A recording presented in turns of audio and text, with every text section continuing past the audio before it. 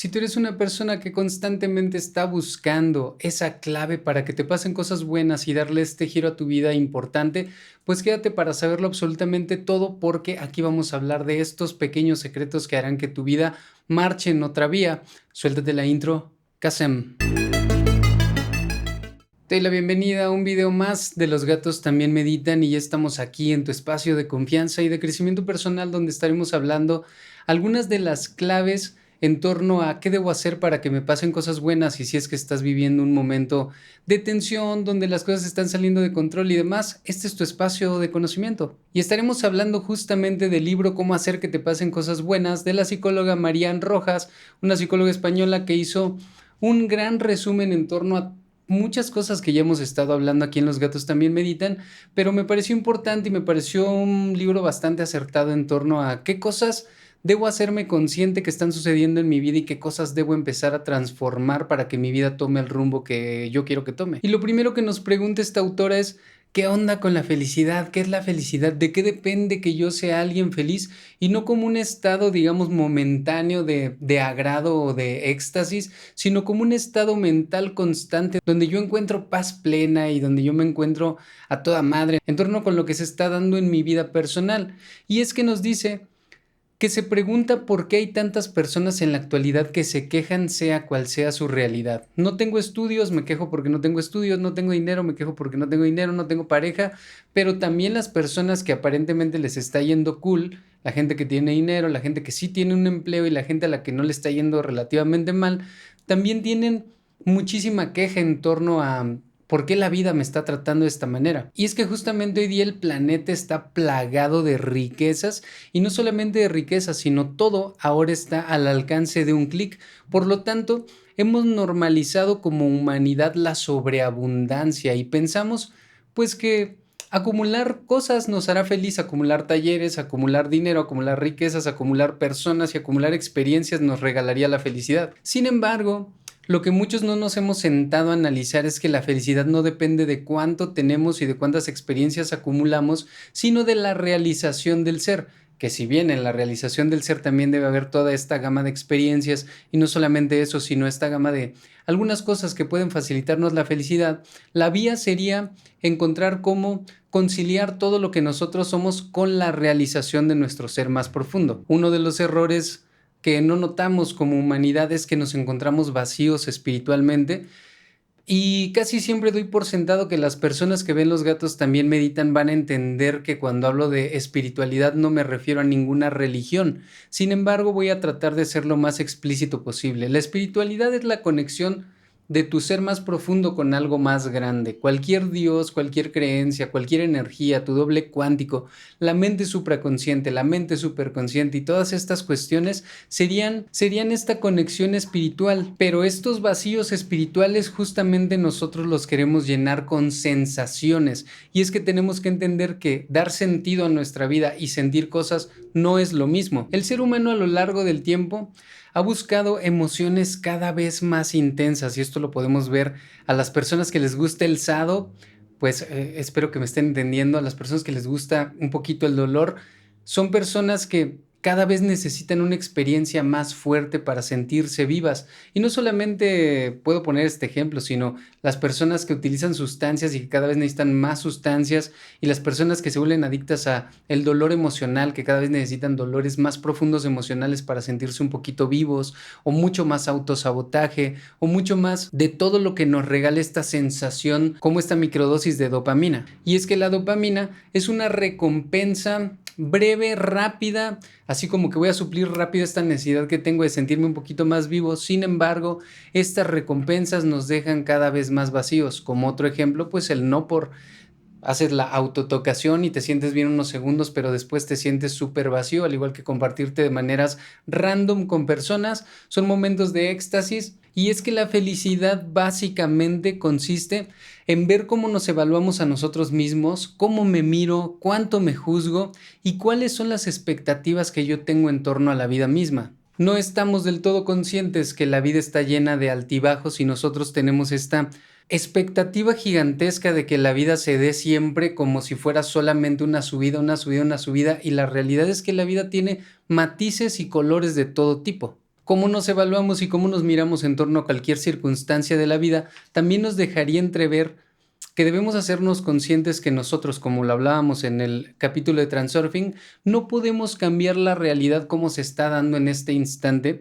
Sin embargo, sí podemos elegir la gama de emociones con la que podemos vivir esa situación y también las decisiones que decidimos tomar en torno a una situación que aparenta no ser tan fácil. Es por esto que la autora del libro comienza diciéndonos, bueno, ¿qué es la felicidad? Pero comienza diciéndonos qué es la resiliencia, de la cual también ya estuve hablando en los en vivos y creo que en algún video también ya estuve tocando este pequeño tema, y fue desarrollada por un francés llamado Boris, que básicamente nos dice que es una respuesta o es una respuesta a cómo nos reponemos frente a un trauma de cualquier tipo. Y es que podemos tener traumas de tipo personal, cosas que suceden desde nuestro nacimiento, nuestra infancia y nuestra adultez. También podemos encontrar traumas que tienen que ver en torno a lo familiar, que están ligadas a cómo fuimos tratados en nuestros círculos cuando todavía vivíamos en casa de nuestros padres. Y también tenemos que este tipo de traumas se pueden dar en torno a la sociedad y también en torno a procesos legales, menciona la autora del libro. Y es que podemos entender que todas estas pruebas de vida de nuestra niñez que no tienen que ver con nuestra familia, también las que tienen que ver con nuestra familia y nuestros círculos sociales, se llaman escuelas de fortaleza. ¿Por qué? Van haciendo este músculo espiritual, como yo le llamo. La resiliencia es el músculo emocional, perdónenme, es hacer un músculo emocional para que cuando lleguen situaciones difíciles yo sepa cómo afrontarlas y sepa cómo entrar en un estado de calma en medio de la tempestad. Entonces tenemos que entender que entre más resilientes nos volvemos, más simple y más feliz se va a dar la vida. Si tú quieres saber más en torno a la resiliencia, te invito a que vayas a Facebook porque tengo un video hablando totalmente de la resiliencia. La autora nos dice que para encontrar la felicidad, nosotros deberíamos tener un proyecto de vida trazado. ¿Por qué? Esto nos acercaría a una meta. Siempre que nosotros vemos, digamos, el final del camino, sin obsesionarnos con el futuro, sino simplemente decir, creo que mi meta de vida es vivir en paz. Siempre que pase una situación complicada, yo voy a dirigir mi mente, mis emociones, mi cuerpo, mi alma, mi presente hacia esa vía. Sin embargo, cuando nosotros no tenemos un camino de vida trazado o esta expectativa de después lo que yo quiero obtener para mí es vivir en paz y ser feliz, pues la vida nos llevaría como la marea, ¿no? Nos llevaría a la izquierda, a la derecha o como una hoja al viento. Una gran traba que nosotros ponemos personal en torno a cómo se está dando la vida es que siempre nos preguntamos por qué Dios quiere que siga siendo su mejor guerrero, por qué el universo me sigue maltratando y por qué sufro tanto frente a las situaciones. Sin embargo, la vida misma nos puso el sufrimiento como un gran maestro porque el sufrimiento tiene ciertos sentidos. Por ejemplo, el sufrimiento como dolor posee un crecimiento de valor humano y espiritual. Siempre que nosotros tenemos estas dolencias, estas situaciones que nos hacen sentir mal, también encontramos en el mismo dolor el crecimiento humano y muchísima resiliencia en torno al plano espiritual. También encontramos que el dolor nos empuja a clarificar el sentido de la vida. Porque si vivo situaciones súper complejas, puedo encontrar la valoración de los tiempos donde vivo en paz, puedo encontrar la valoración de vivir en paz con alguien fuera de la tempestad, puedo encontrar esta claridad total de qué es la valoración de vivir en paz. El dolor también nos ayuda a aceptar las limitaciones que tenemos y sobre todo este plano de la humildad donde yo reconozco que en el dolor solo no voy a poder, que sí necesito que alguna persona o alguna fuerza del universo me tienda su mano y la humildad nos va a acercar a la vida que nosotros queremos. También tenemos que el dolor tiene esta tendencia a transformar el corazón y volvernos un poco más empáticos, porque cuando tenemos dolores profundos, nosotros ya no queremos lastimar a otras personas y nosotros ya no queremos causarle daño a otras personas. Y no solo eso, sino desde la empatía nos acerca a que cuando alguien cercano a nosotros esté experimentando dolor, nosotros podamos brindarle alguna herramienta, algún consejo, o la cosa más importante que podemos brindarle a las personas, nuestros oídos, para que ellos puedan decirnos cómo se sienten y nosotros simple y sencillamente podemos ser espectadores, porque sabemos que cuando alguien habla de sus dolores ya en sí mismo empieza a sanar. Como quinto punto tenemos que el dolor en nuestra vida es la entrada a la felicidad porque es un proceso de maduración. Yo no conozco a ningún ser humano que haya dicho que ha pasado por su vida sin sufrimiento, que haya conseguido cosas importantes, porque todos conocemos a un señor, digamos 50, 60 años, que es el típico sabio que nos sugiere, que nos aconseja y que nos dice, mira, esta es la mejor vía y demás. ¿Qué crees tú que le dio la sabiduría? En muchos casos es el dolor, porque bien decían, nadie experimenta en cabeza ajena y nosotros cuando recibimos un consejo siempre optamos por la vía de la experimentación. Y la experimentación en algunas ocasiones nos lleva al dolor, pero el dolor mismo nos lleva a la madurez y a la conexión con el corazón. Como la contraparte del dolor, tenemos que el antídoto para el dolor es el amor puro. ¿Por qué? Porque, por ejemplo, podemos recibir amor de alguien, de una pareja, de una situación, de nosotros mismos, que nos darían momentos placenteros que se van quedando grabados en nuestra mente y nos hacen experimentar la vida de una manera distinta, con mayor esperanza y con mayor posibilidades de que esas situaciones se estén replicando. Tenemos que cuando estamos acompañados liberamos oxitocina y dopamina. Y es que la autora del libro nos expresa que la soledad tiene esta habilidad de matarnos, de alejarnos totalmente del camino del amor y la felicidad. Así que este consejo es para mí.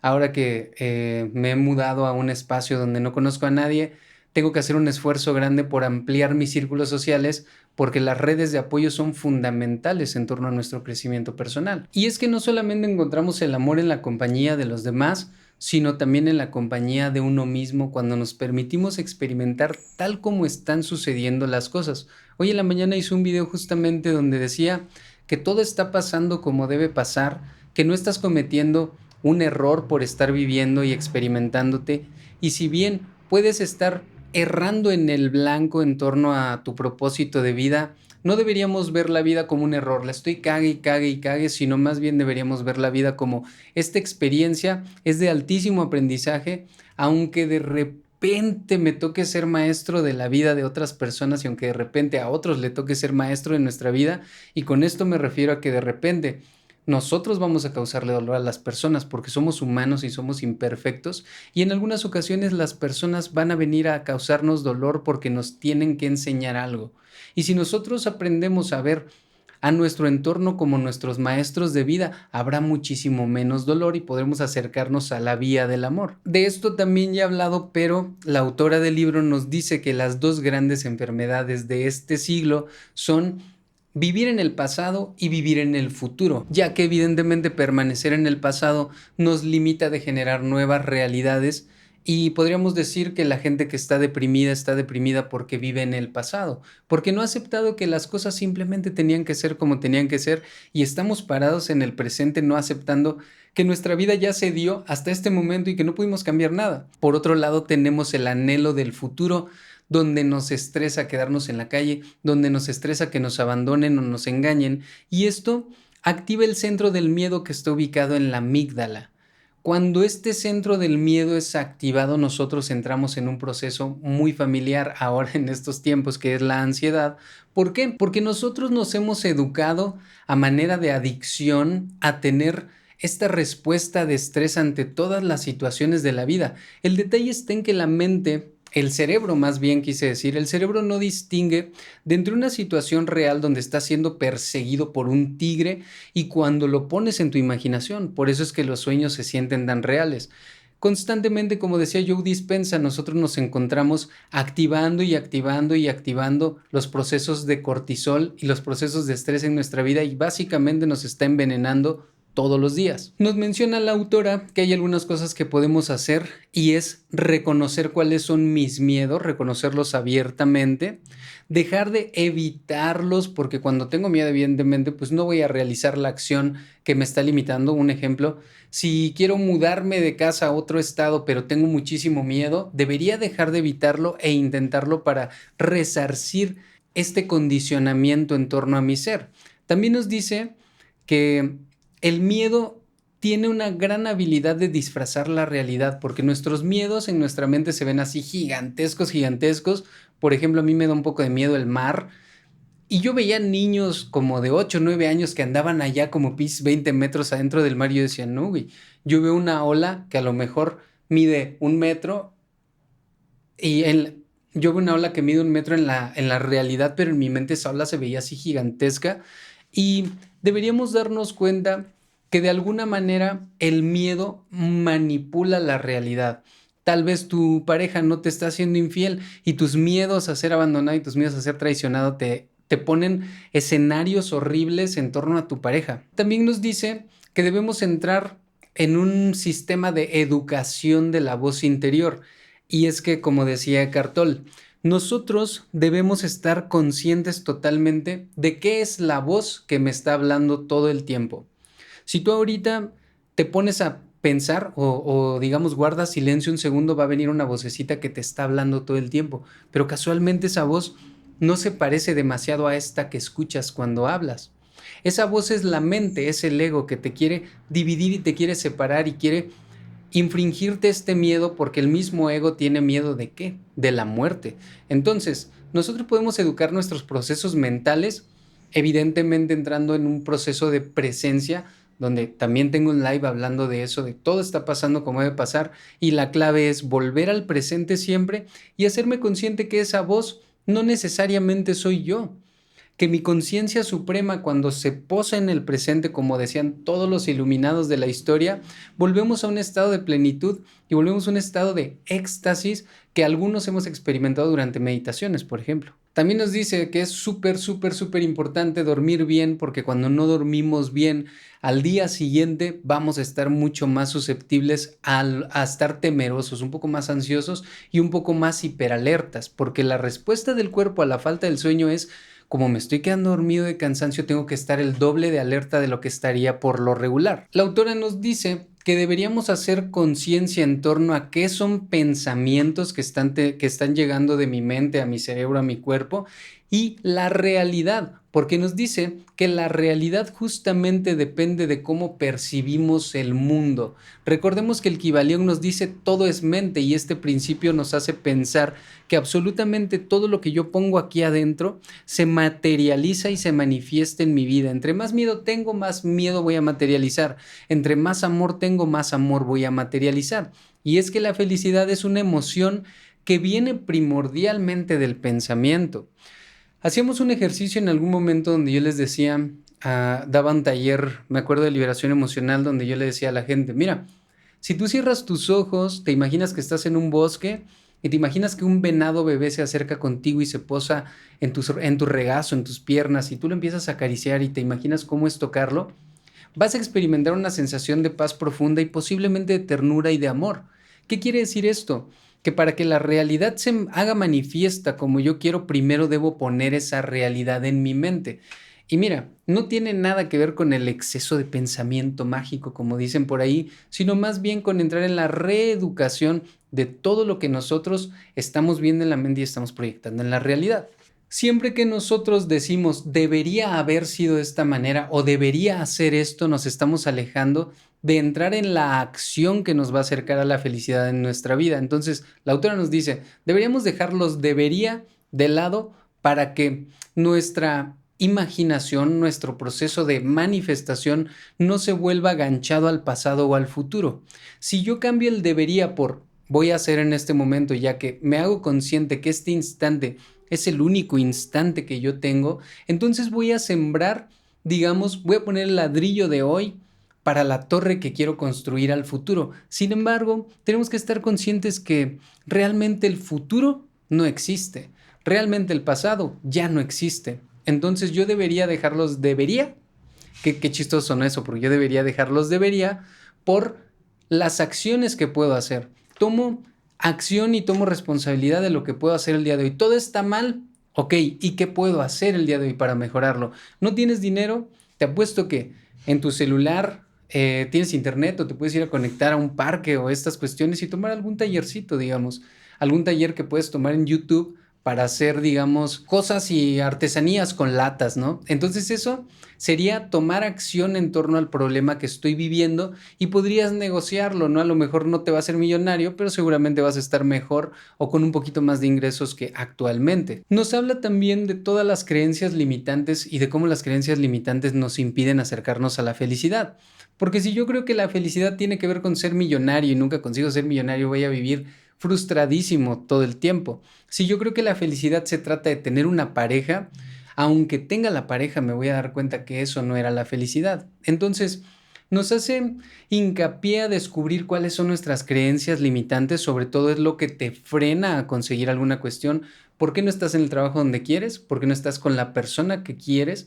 ¿Por qué no estás físicamente como tú quieres? ¿Y por qué no estás en tu proceso espiritual como tú quieres? Seguramente porque cuando estabas creciendo, las creencias limitantes entraron en tu mente y te están cobrando factura el día de hoy. También pensamos que nuestro estado de ánimo se define por algunas cuestiones que son importantes, como las sustancias que metemos en nuestro cuerpo, porque no es lo mismo tomarme un caguamón de Modelo que tomar una microdosis de psilocibina por las mañanas, que me va a hacer tener procesos mentales mucho más claros.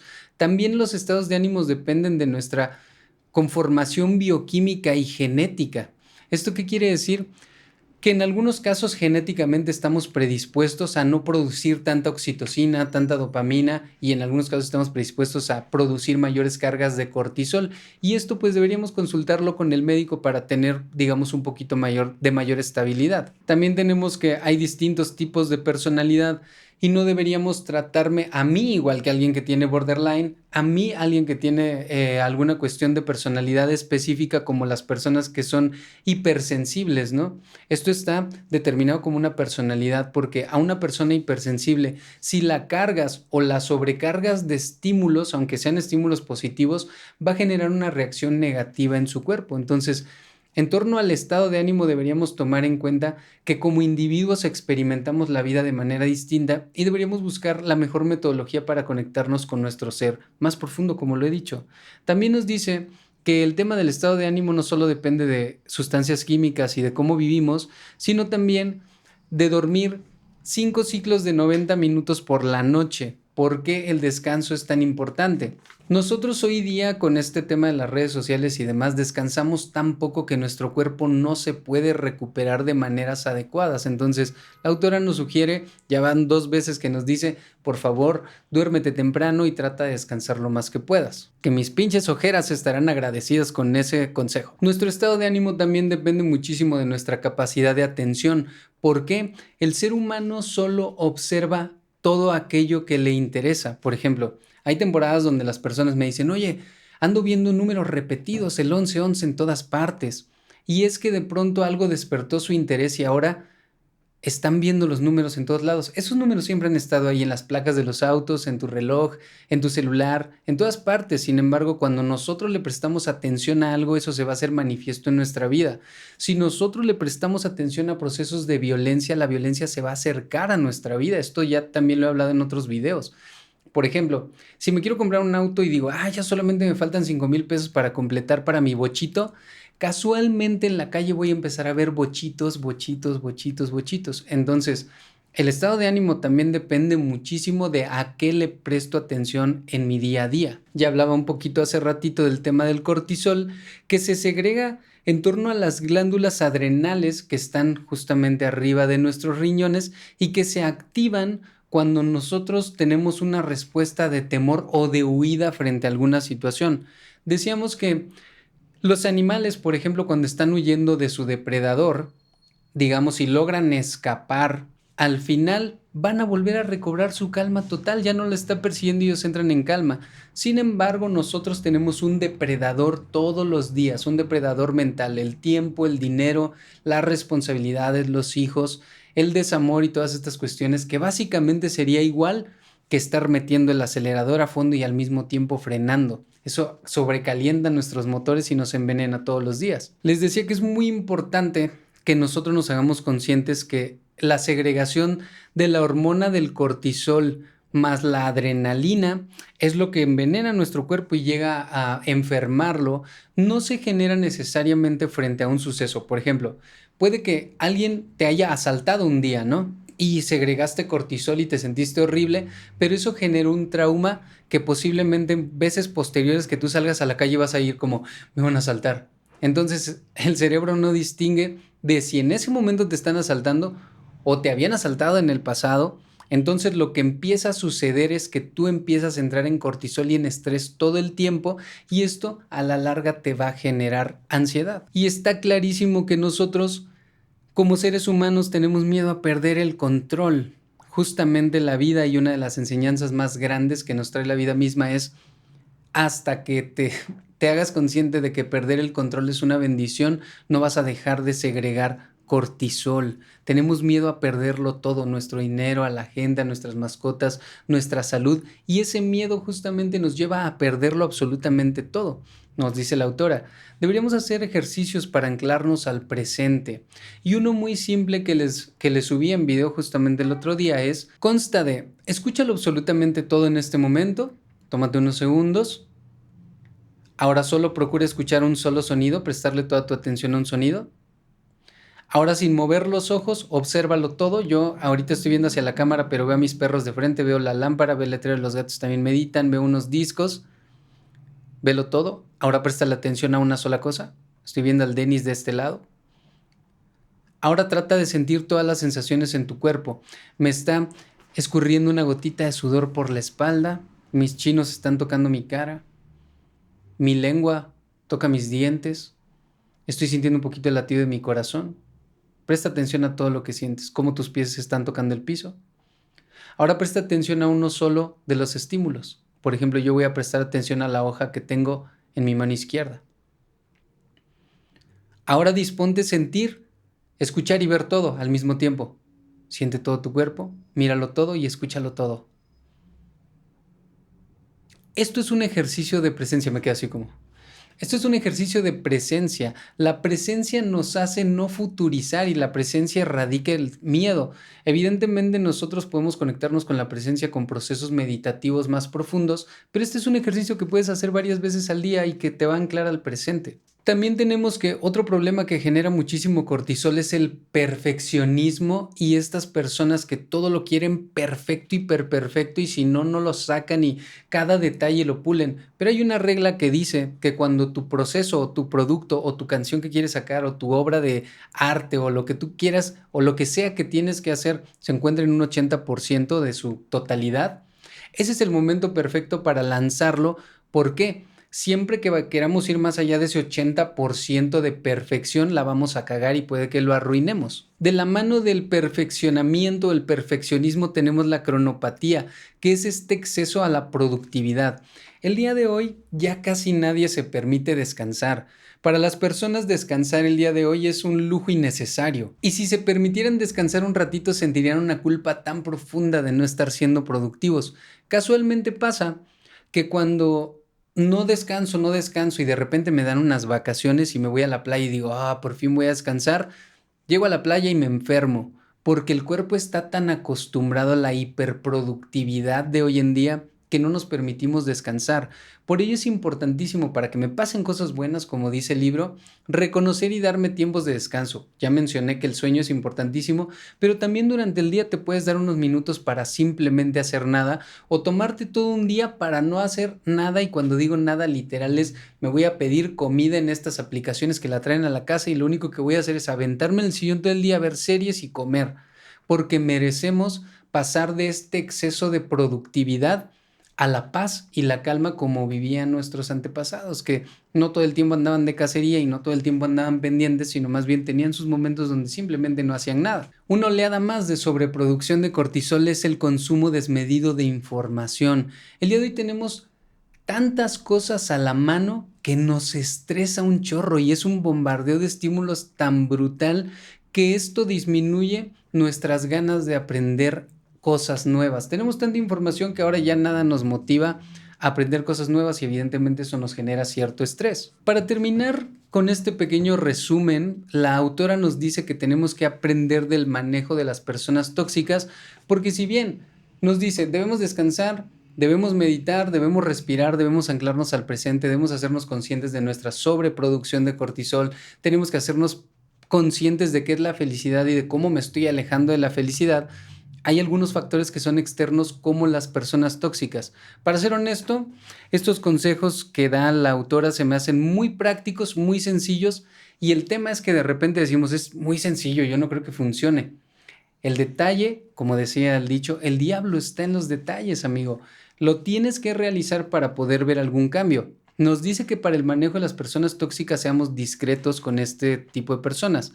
Es decir, No hables demasiado de tus metas con la gente tóxica. Es más, un consejo del tío Leo, no hables demasiado de tus metas con absolutamente nadie porque no sabes lo que esas personas te desean y no sabes cómo te puede tener el plano energético. Son personas que de repente alimentan tanto un egregor que tienen la habilidad de jalar tus intenciones y privarte de que consigas alguna cuestión ahí importante. También nos dice, simplemente pasa de largo de la gente tóxica, reconoce que tiene sus propios pedos y que no tienen nada que ver contigo y no te tomes absolutamente nada personal. Nos dice, si no podemos olvidarnos de que existen esas personas porque son familiares o porque son gente con la que trabajo, por lo menos pasemos de largo de las mismas. Y decimos, qué pinche fácil, en mi trabajo hay alguien que me hostiga y me hostiga y me hostiga.